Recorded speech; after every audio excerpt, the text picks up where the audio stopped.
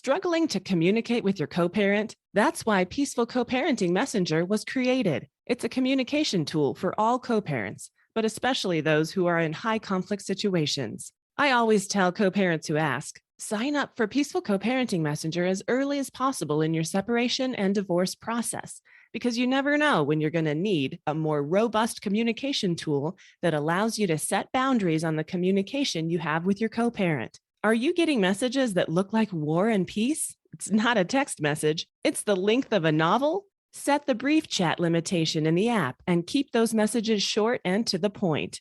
It's about the kids, right? Keep the focus there. You can also limit the number of messages you receive in a day and other nice a la carte features meant to bring sanity to your life. You deserve that, and your kids do too. Peaceful Co-Parenting Messenger in the Apple App Store and soon in the Google Play Store. Go to peacefulparentapp.com for more information. This week on Peaceful Co-Parenting Podcast. It'll get to the point where all the torment and everything that you've experienced ultimately turns out to probably be one of the best things that happens in your life, because it forces you to dive deep into yourself to really heal those old wounds. And the payoff for that is your life gets so much better. And I know anybody who's listening to this at the beginning stages of is like, better? How the hell is my life going to get better? It's in shambles. I've lost everything. To anyone listening to this right now, you will have an opportunity to basically re-baseline your life and find peace and have a life that's better than you ever would have expected. Welcome to Peaceful Co-Parenting Podcast, where we discuss strategies and tips to improve your co-parenting situation, especially if it's high conflict. I'm Bianca Balogh, co-parent, mother, and entrepreneur, creator of Peaceful Co-Parenting Messenger app, and believer in turning challenging situations into something positive. This week, I'm excited to be talking to a dad surviving divorce. Duane Robert has been navigating a difficult divorce and co-parenting relationship for over a decade. He's been sharing his struggles, advice, and stories on YouTube and his own podcast called Break the Cycle. Here's our dad surviving divorce. Duane, hello. How you doing today? I'm doing great. Thanks for having me. I really appreciate it. So tell our listeners a little bit more about you. Yeah, thanks. So my situation, I've been dealing with this for about a decade, like you said. And I basically started this whole thing because when I was going through my situation, what I found was a complete lack of resources helping people deal with toxic, high conflict divorces when you had kids involved. There's a lot of information for people for just toxic relationships, but nothing whenever you had that special little dynamic of having kids involved in it. So after I kind of got some, I wouldn't say peace, but some stability in my situation, started to heal myself with working through a therapist and through, different research to try to figure out what happened and how to make my life better and how to make my kids' lives better. That's when I decided to create DSD. I kind of shortened the name, so it's not just for dads, it's for anybody going through a toxic, high conflict relationship. So my demographics is 50-50 man to women. Some people don't even have children. They're just dealing with high conflict situations and looking for help. And I try to provide some clarity and perspective to help people deal with these situations and to minimize the mistakes that they're doing, to try to get their life back faster, to basically help their children navigate this and try to just bring peace back into your life. So you stabilized your own situation, which was difficult. Absolutely. So I'd like to hear more about that. But first, let me ask you, why did you decide to go online and start your own resource for other people? It's funny you ask that because I personally don't like attention. I'm kind of an introverted person. I don't like being on camera. I don't like having my voice recorded. So to jump into the YouTube, primarily I'm on YouTube, to jump into that space was absolutely outside of my comfort zone. Initially I started this primarily focused on men, but quickly realized that the patterns that toxic people do are all very similar. The crux behind it is when you're going through this, it is probably the most difficult, emotionally draining, dark days that you'll ever go through. And a lot of the information that's out there, if like you go on Facebook or whatever, it's really just negative. It's like how everything is going to be horrible. And there's no hope there. There's nothing to really give you a light at the end of the tunnel to say, okay, well, if I follow this, the good days are ahead. I mean, the message a lot of times is, it's bad. It's going to get worse. You don't even know what's coming next. And that doesn't help people. I mean, that just basically adds to the stress and the angst, the catastrophic thinking. And that was the whole thing with this. I'm like, if I could provide a resource that helps somebody in their darkest moment, my client or however you want to describe, my target audience is that person at 2:00 in the morning who's lost all hope, who maybe just by the grace of God has typed something into the computer, and my silly little channel pops up and gives a message that makes them say, wait a minute, I resonate with this person. I see what they're saying. And maybe there's a possibility that I can achieve some peace and joy and regain my life on the other side of this. And I think that is a very powerful message. And I get messages from people all the time which say just that. It's like, you found me, or I found you at the darkest point of my life, and I'm still here because of it. Right. And that's a powerful thing. That's beautiful. That is beautiful. That's how I found you. It wasn't at 2 a.m., but I did search for, resources. I found you on YouTube. I started watching some of your videos, and I was immediately like, it resonated. It stuck with me, and it was enlightening. And so I really want to dive into some of your thoughts and some of your concepts that you have created. But first, tell me a little bit about your difficult divorce and co-parenting with your ex. So I was married a little over 20 years. In the back of my mind, I always knew something wasn't quite right, but I was so fixated on the illusion of what I thought the relationship was that I just stuck with it. And it just slowly wears you down. What I've noticed dealing with people I've had my channel for about 5 years, a little over 5 years. What I've noticed is people who have long-term relationships like me, who it takes you 2 decades before things completely blow apart. Typically, you come from a troubled family life. I mean, my parents were divorced. It was highly toxic. It was, a lot of parental alienation going on towards my dad. And when you have that experience, it gears you for a long-term toxic relationship. Whereas what I've noticed with people who had really good, solid families, a good example of how relationships are supposed to work, typically their toxic relationships last maybe 2 or 3 years. Now that's enough time to have maybe a kid or two in tow, but that's been my experience is that the people who, when they start looking back at their childhood, they have these childhood wounds, they like to call them, that basically set the stage for this experience. Okay. So anyways, 20 years roll past into it. I finally am realizing that I deserve an opportunity to be happy. The chaos and the emotional games and all the stuff that was going on just got too much to handle anymore. And I'm actually the one in my situation that actually said, okay, let's get a divorce. We tried to do marriage counseling. It didn't work. And I finally said, okay, I can't live like this anymore. Now, the problem is, even with that little background, little information or thought in my head that something wasn't right, I still thought I was dealing with a normal, rational, decent human being. I just figured I went left, she went right. And, we just, got married really young. I mean, we got married when I was 19, she was 22. I just kind of rationalized it that, okay, we were on different paths, but we're both good people. We both want to be good parents. This will be fine. And then, as you well aware, that when you're dealing with somebody toxic, that's not how it goes. And it turned into a complete nightmare. The divorce got nasty really fast, false allegations, every little deep, dark secret that somebody can figure out or even pretend to figure out after 20 years with you was now on paper and being used to try to smear you, or basically try to get me to just capitulate and just give them everything they wanted. And it was a horrible situation. I mean, I look back on it now and I laugh, but it was not a laughing matter, and it nearly broke me. There's so many similarities, like that it got ugly fast. I experienced that as well. Secrets being used. I'm so sorry that it was so difficult. And I appreciate you sharing your story with us to give us a little context about why you started Dad Surviving Divorce, or DSD. In your experience, is the divorce process and challenges very different for men and women, or is it very similar? I think there's preconceived notions on how it's going to go for a man and for a woman. What I mean by that is the normal story is if you're a man, you're going to lose in family court. Family court is biased against a man and it favors the mom. So you're going to lose, right? Do not, basically grab the hands of defeat out of potentially the hands of victory. And what I mean by that is when I started my situation, that's what the story I was told. You're not going to get, you're not even going to get 50-50 custody. She's going to get everything. You're going to lose everything. You're going to be living under a bridge in a refrigerator box. You just need to accept it. And I didn't. And I basically said, well, I at least have to try. And I did.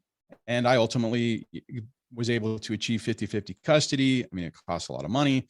It wasn't automatic, because it started out that I was a horrible person. I was emotionally abusive, all the normal stories. Mm-hmm. And I had to basically demonstrate that I wasn't those things. I had to get a custody evaluation and all these different things that are expensive to prove that that wasn't really the case. Okay, now my point is this. On the flip side, for women, the other thing that can be dangerous is if you go in and you think, okay, well, I'm the mom, so I'm going to win. I'm going to get full custody. Dad's going to get every other weekend, and I have nothing to worry about. Well, if you approach it that way, you're probably going to be completely shocked whenever it doesn't go that way, that you potentially end up with 50-50. Or if you really make mistakes and your ex is able to get you in a trap and get full custody because they deem you, the mom, being the alienating person or the less stable person. And then the problem I think with that is, if a man doesn't get custody, it's like, oh, okay, well, that's the way the system is. You're the weekend dad, they take all your money. That's normal. If a mom doesn't get custody, people think that, oh my God, what is wrong with this person has to be horrible because moms always get full custody, or at least they get 50-50. So if they're not the primary caregiver, oh my God, what's wrong with that person? Mm-hmm. And that's not really the case. What I just want to say before we jump past that, in my opinion, the court system is biased against a toxic narcissistic person because those people are able to manipulate, lie, use falsehoods, or take things out of context without any moral conflict. And the court systems are not set up to deal with that. They're basically set up for people to be honest, to tell the truth, the whole truth, and nothing but the truth. And they're not really set up for people to go in and lie and to mince words and play games. And when somebody is willing to do that, they have an advantage in the court system, and especially in the family court system. Yeah. So you found that the burden of proof was on you to actually prove that you were capable of having 50-50 instead of the assumption that you were a capable dad and that you deserved 50-50. Right. Yeah. And the way that played out is, and I just, what I will say is the court systems are starting to look at 50-50 like it should be, that the kids need both parents. So it's not as crazy for 50-50 to be achieved. I mean, I have people on my channel who have worked 2 years to finally get more custody of their kids, more of a timeshare. I think there's a movement to try to push that towards presumptive 50-50. So in other words, you walk into court and unless there is some criminal case ongoing mm-hmm. didn't happen 2 days ago, it's 50-50. Right? Unless there is some significant reason, then you can fight for getting more time or having the other person have less time. But it doesn't start from that position to where, one person has a majority control. And as most people who are going through this understand, time is money, right? So every day more that you have the kids, that's more money that the other person has to pay, or one person is going to have to pay the other person. Very rarely does it seem that it's just, there's no child support or anything like that. So then on top of everything else, you're dealing with hardly any time with your kids. Your pay is being just basically sucked up in child support and alimony and court fees and everything. And it makes it really, really tough to try to fight these things. It's not really an even playing field. Mm-hmm. So you describe your YouTube channel as, basically offering hope to those people who mm-hmm. are going through a similar situation, a difficult divorce, possibly a narcissistic ex. And you said that you're in a lot of English-speaking countries. I mean, you're pretty much everywhere, but you have a lot of your viewers, your followers in English-speaking countries and also other countries as well? Oh, yeah. It's really blown my mind. I mean, I'm trying to just rattle off the countries. It's almost everywhere, to be honest. I mean, I've in Arabic countries and Eastern Bloc countries. I mean, it's pretty crazy. It kind of blows my mind that in my little niche of California where I'm at, I'm up in the high desert and I'm able to interact with people all over the world. I mean, it's incredible. It's amazing.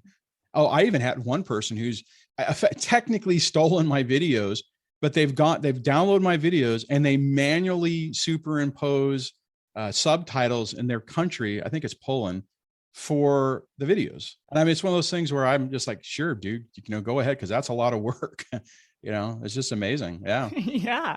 They're like, these people need to understand this guy. He's saying some good stuff. Yeah. That's so cool. You must be really proud of what you've done. It's been a surreal experience. I mean, like I mentioned before, this is nothing I ever thought in a million years that I would do. I'm kind of surprised that after 5 years that I'm still doing it. But I mean, at the end of the day, it's just, I understand the pain that people are going through. I understand the conflict that they're going through because I remember it.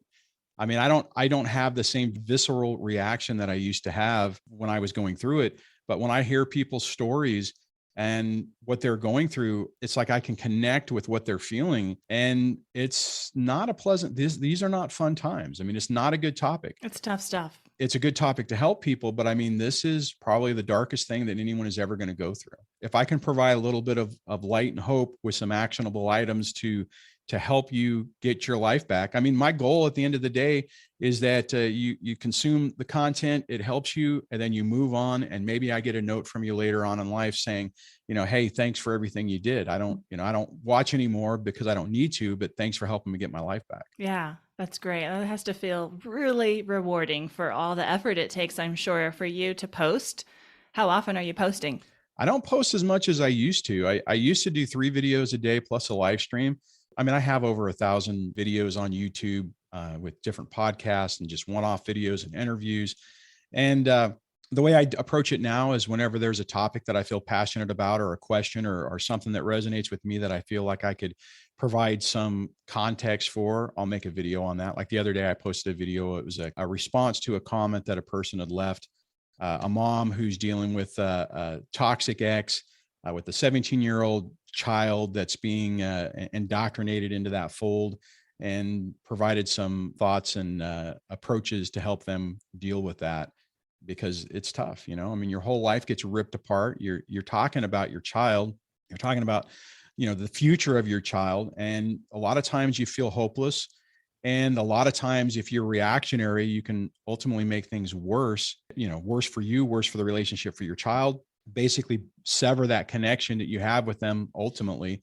And, I mean, the thing at the end of the day, I think what we all hope for is to get our life back and to help our kids not go through the same thing. So anytime we see our children going down the same path or maybe exhibiting some of the same negative characteristics of the ex, and don't ever say that to your kids, because, they are one half of the other person. So you don't want them to feel bad about themselves, but you got to do it in a way to where you can hopefully help them choose the best path forward.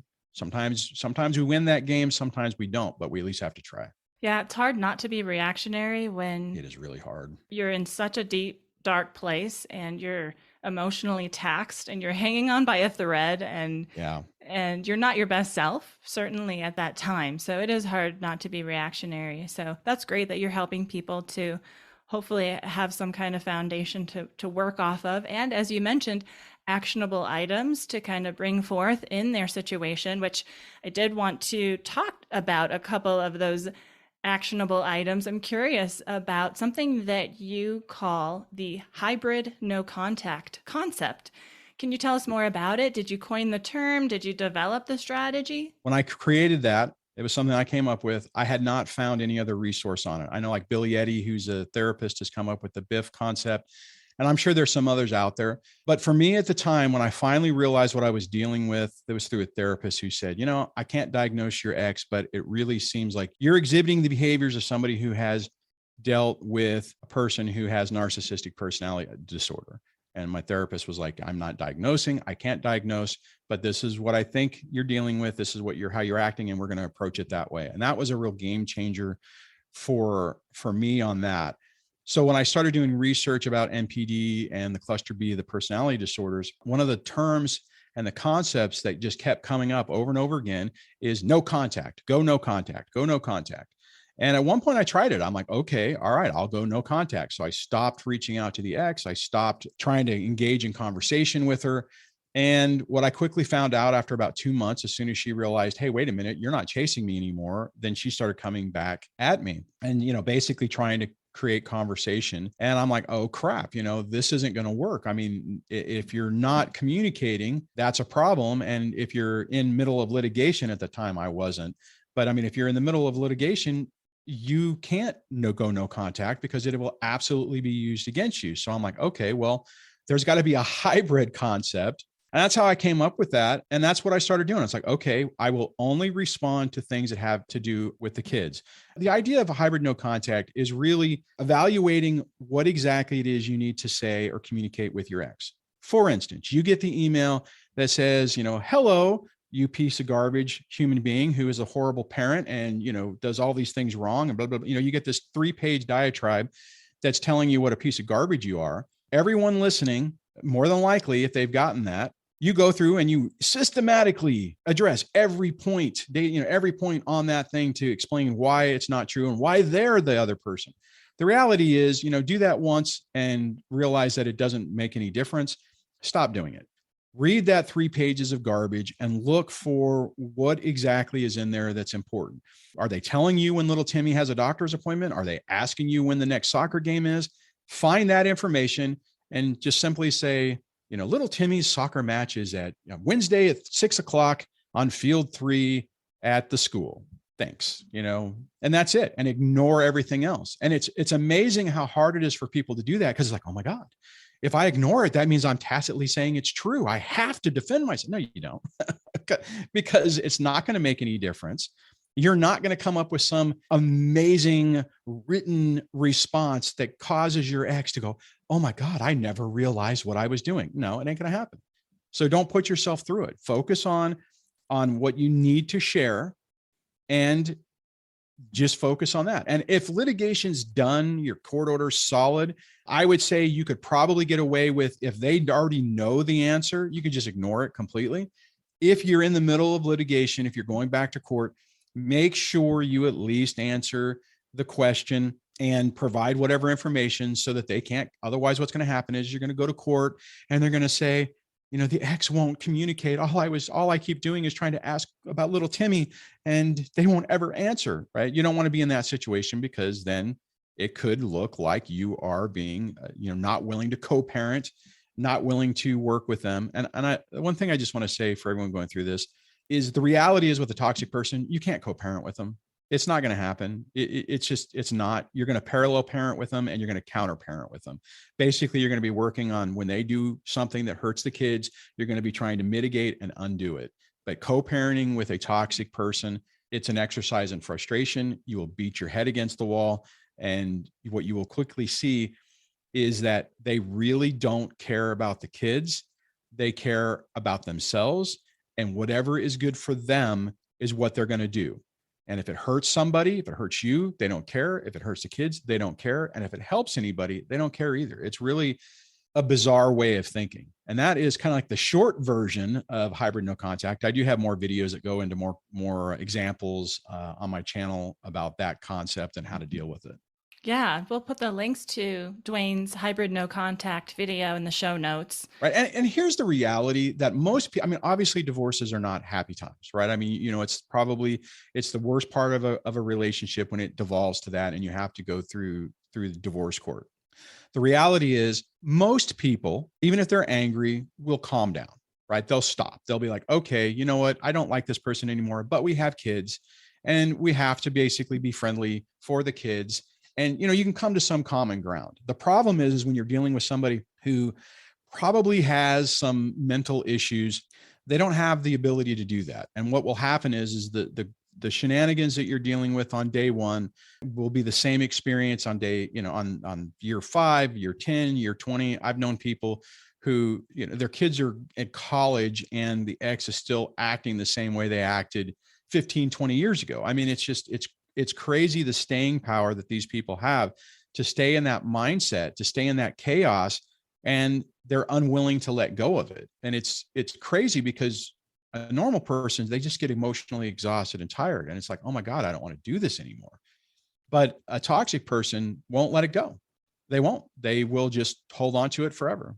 Well, and the thing is what changes is our ability to the way we interact with the person, our perspective, the bait that we don't take anymore. I mean, whenever a nasty comment is made, you ignore it because it doesn't matter anymore. Yes. Right. And you kind of set up a wall to minimize the effect that this other person has to infiltrate or negatively influence your life. Now, is it going to 100%?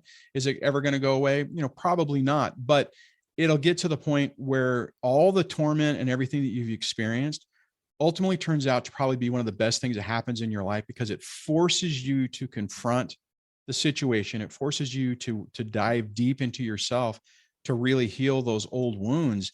And the payoff for that is your life gets so much better. And I know anybody who's listening to this at the beginning stages of is like, better? How the hell is my life going to get better? It's in shambles. I've lost everything.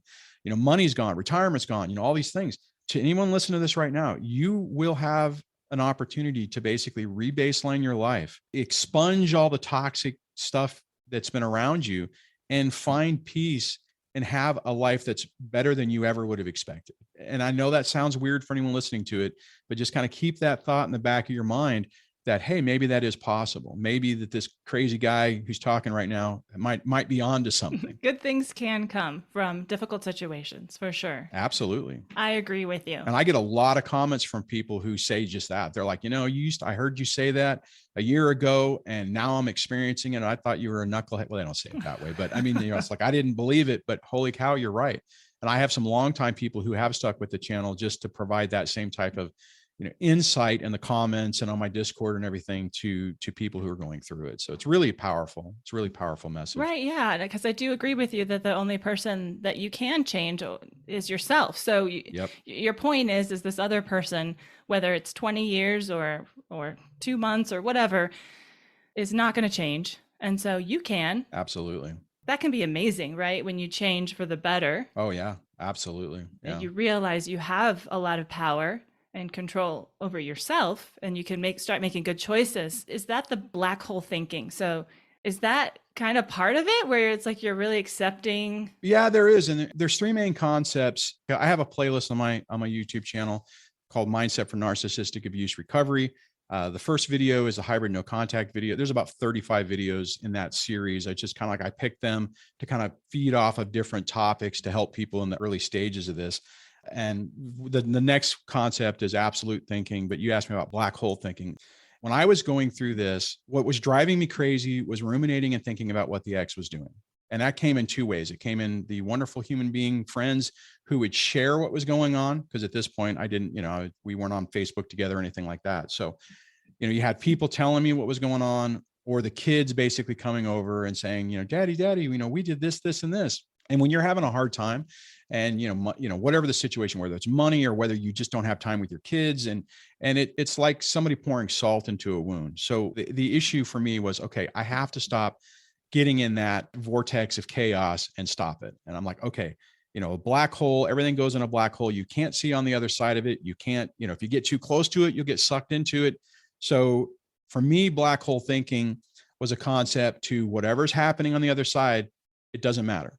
Don't care, don't want to hear about it, don't need to know about it. And it's a way to start to protect yourself from getting wrapped into that chaos, because it's so easy whenever someone is telling you, oh, did you hear what Bill did? Oh, he's got a new girlfriend, or he bought a motorcycle, or he, whatever the case is. And the problem is that when there's all these other issues going on, it's trigger points for you or for us. Mm-hmm. That doesn't lead to anything good, right? Because immediately you're thinking, well, wait a minute, you can't pay for the schooling stuff, but you can go do this, or you can go on a trip, or you're constantly evaluating it in a way that's not healthy. So the thing is just stop doing it. It's hard to do. It's almost like an addiction. Black hole thinking is a methodology to where you just say, okay, you know what? I don't want to know. I don't need to know. Black hole. And it's just, I try to use those simple concepts so that you can be like, okay, yeah, that's in the black hole. Let's just let it go and, not focus on it. Right. And one of the things I just want to say, and I think this is a problem a lot of people have, especially in early days of a custody dispute and a divorce, is you're really concerned about what the other person is doing with the kids. And the problem is you have zero voice in what's going on. The only way you do is if it's something that's highly illegal and putting your kids' lives in serious danger. But if they're doing something like they're going boating, or they're letting, the new boyfriend with his motorcycle drive the kids around the block. I mean, there's certain things that you just don't have any voice in. And people have to remember, is a toxic person lives for conflict. They live for chaos. So anytime you pick up the phone or you pull out the keyboard and go clickety clack and start telling them, hey, don't be doing this or whatever, it provides narcissistic supply for them, because they know they're getting a reaction out of you and there's nothing you can do about it. Don't go down that path, because it's not going to accomplish anything and it's just going to make things worse. You have to just let that part of it go. Mm-hmm. And black hole thinking is a concept to help with that. It sounds like extreme parallel parenting or something like that. Like, because parallel parenting is kind of like what you're saying. You're just kind of not crossing over. You're just doing your own thing. Yeah. And because the reality is you're not going to have an opportunity. See, the problem for high conflict divorces, and again, anyone listening to this is probably experiencing this, and anyone who hasn't, understand that you're lucky. You cannot even have simple conversations with your ex to say, hey, like for instance, in my situation early on, one of my kids was having a hard time in school. And it's like, look, we got to be focused on this. Wouldn't work with me. I'm like, look, I won't even take him overnight. Let me just have him for an hour a day just to do the homework, and I'll bring him right back. No, because they don't care. And you're going to basically just beat your head against the wall. Very frustrating. And so it's like you're parallel parenting. Another question for you. What are some major insights you've learned about difficult divorce over the years of talking to people and coaching others? Because that's something else you provide on your website, is coaching services. So anything that stands out that you'd like to share? I think the main thing is, when you're dealing with this situation, it feels like an immediate crisis, and that you have to just be going 1,000 miles an hour. The first thing you need to understand is this process is slow. Family court is slow, and give yourself time to breathe. A toxic narcissistic person thrives in the chaos, so it's their comfort zone. And if they can get you off kilter, you're more prone to make mistakes. You're more prone to agree to things that maybe you wouldn't really want to, or maybe you'll a year later realize was a mistake. So slow yourself down and realize that this is going to take a while. And this is really tough for people who are currently not seeing their kids, right? Maybe they're seeing their kids 0 time. Maybe there's a restraining order. Unfortunately, this is not going to get solved in a day. It's probably not going to get solved in a month. You need to take a breath. You need to be very deliberate about what you're doing and really think through your next course of action. You can win a battle and lose the war if you're not really thinking through what you're fighting. For example, if you're not seeing your kids and the person has decided unilaterally that your custody is 0, well, you have no choice, and you have to go to court, and you have to fight that, and you have to go through it. Mm-hmm. And even on that, if they get to the point where it's like, well, hey, agree to all this stuff, and we'll let you have an afternoon with the kids. I've known people who've come to my channel after they've agreed to that, and it's the worst thing you can do, because now you have an agreement that you've agreed to, and then when you go back and try to change it, the court is going to say, well, what's the extenuating circumstances of why you want to change it? You agreed to this, you were okay with this, and now you're not okay with it. So you need to hold out for the best deal that you can possibly get. Understand that you're probably going to have some missed time, or a lot of missed time with your kids, but you're playing the long game on this, and you want to have that long-term relationship. So you don't want to capitulate to something that ultimately you're going to regret later, if that makes sense. It does make sense. And I think when you're going through such a difficult situation and you're sharing with your friends and your family, you are getting a lot of advice from people. And so talking with somebody who's been down that road, oh yeah, they can slow you down and give you some good advice, like take a breath and play the long game. So what other resources are you offering on your website, Duane? You've got your YouTube channel, 1,000 videos on there. You've got your coaching services. Yeah. And I have a podcast called Break the Cycle with DSD. And the other thing I have is a Discord server, DSD Discord server. It's a smaller group, like 400 or 500 people who've been through similar experiences. I got a cadre of folks who've been there, or, the old group, or the old timers, who provide a lot of help. I try to get in there as much as I can, but as we were talking about before, a lot of stuff going on, and it's like I'm spread pretty thin. The other thing people can do, If coaching is not an option, and I don't do that, I have very limited time. I open that up too. There are people who want to specifically talk to me offline. People can send me questions, notes via email, and sometimes I'll turn those I'll either email back, or sometimes I'll even turn it into a video, like I was talking about earlier.